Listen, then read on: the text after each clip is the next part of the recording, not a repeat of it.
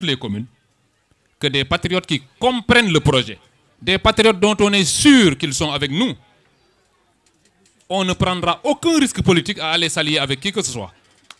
Boudé ñun, nous sommes majoritaires, allons à la conquête de ces communes et allons à la conquête du conseil départemental. Ça, c'est ce que j'ai dit tout à l'heure à la presse, avant d'embrayer sur cette question de l'abrogation, qui est aussi une question centrale, sur laquelle les gens sont en train de challenger le parti.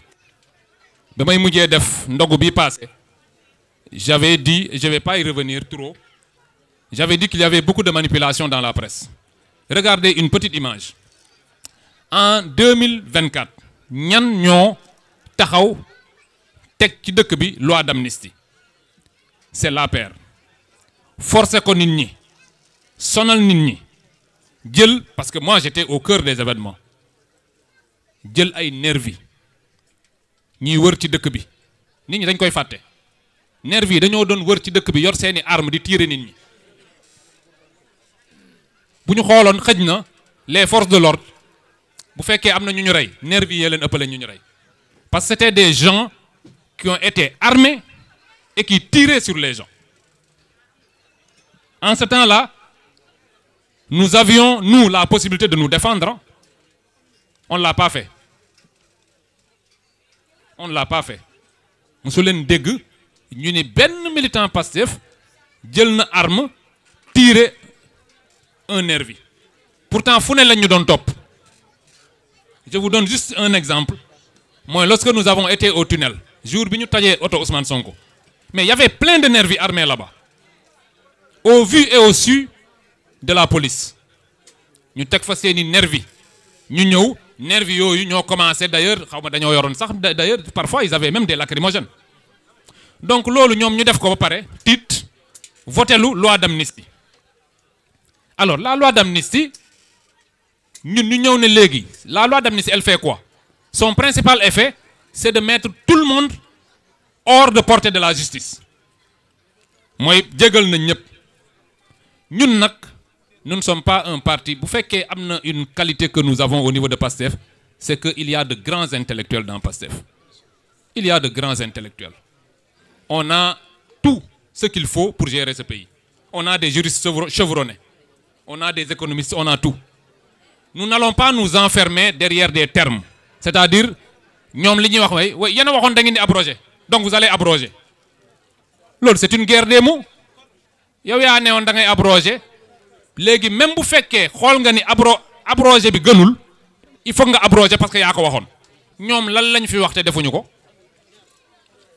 Alors, pour moi, et je pense qu'on l'a suffisamment expliqué, abroger mooy annihiler les effets d'une loi pour l'avenir. Loolu mooy abroger. Mooy maanaam loi bi dootul amati effet pour l'avenir. Mais les effets passés am na ba pare. Ku mel ni man mais amnistie moo tax ñu bàyyi ñu ci lu dul yoon nag franchement, parce que man gisuma ce que nous avons fait, man, Ousmane Sonko ak tous les militants de PASTEF qui ont été arrêtés. C'était des rafles comme niñ doon def dans l'Allemagne nazie. Ay rafles la woon. Am na ñoo xam ne moi je les ai rencontrés en prison, mais da ngay romb rek policiers yi ñëw jàpp la. On t'amène à la police, on commence à t'interroger. C'était un cinéma extraordinaire. Alors, man mi bu ñu ma génnee parce qu'il y a eu une amnistie, mais affaire yi effet yi joué na ba pare. Si on abroge aujourd'hui la loi, vous pensez qu'on va faire quoi? On va dire au DG du port da ngay delluwaat kaso. On va pas le dire. Ça n'a aucun sens. Donc abroger amul effet pratique. Li am effet pratique mooy nga interpréter waat loi bi mu ouvrir la voie à des poursuites. Te ñoom loolu lañ bëggul.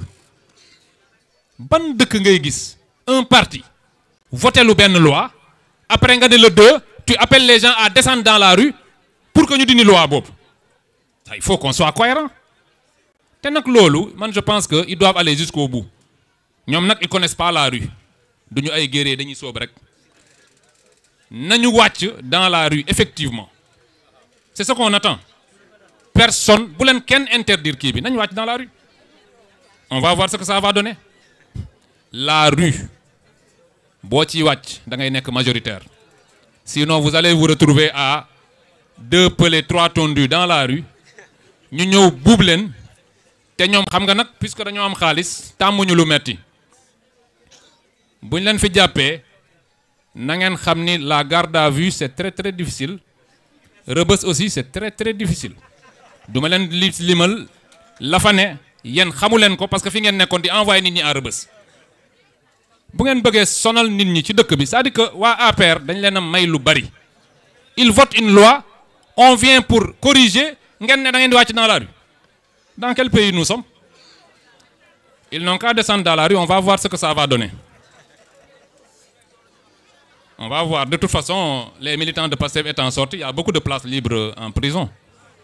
Ils iront faire des stages d'imprégnation carcérale comme ils nous en ont fait faire. Donc loolu dama ko doon wax à titre liminaire un peu pour coller à l'actualité et dire tout simplement que abrogation juridiquement amul sens. Ñun nag kenn duñu entraîner dans une guerre de mots. Dinañu interpréter cette loi, dinañu poursuivre ñi nga xam ne ils se sont rendus coupables d'un certain nombre d'exactions. Mais man mii sax man dama war a porter plainte contre ceux qui étaient au commissariat de Dieuppeul damay xaar ba ñu interpréter bu ñu dugalee la loi interprétative mais ma porter plainte.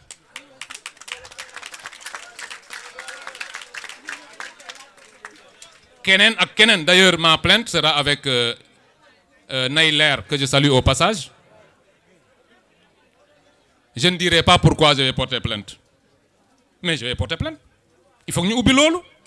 On ne peut pas dans un pays ay nit ne fi traiter d'autres personnes c'est-à-dire que wut seeni arme di rey ay nit ñu ne on a une loi d'amnistie léegi ñooñu parce que ñooñu c'est un piège. On dit abrogeons mais abroger taxul nga poursuivre kenn da ngay interpréter loi bi pour que les nervis répondent pour que mais l'APR répondre ñun dañoo baax mais APR normalement bu ñu defee loi interprétative bi mais parti boobu dañ koy dissoudre dañ leen di dissoudre parce que il est démontré il est prouvé que les nervis ñun ñi topp nañ leen les nervis seen 4x4 yu weex ya biir APR la doon dem mais un parti politique qui fait ça dañ ko war a dissoudre.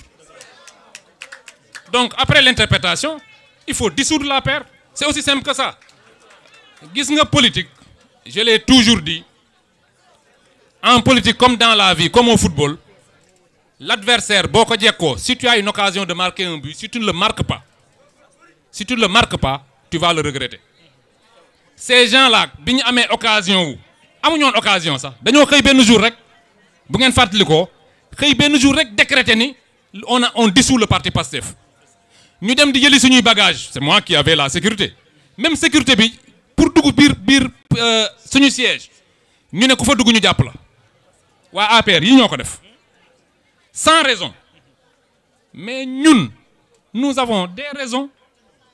Nous savons que ñoom dañoo organiser wu jël ay nervis ñu tirer sur les populations. Un tel parti ne peut exister dans un état de droit.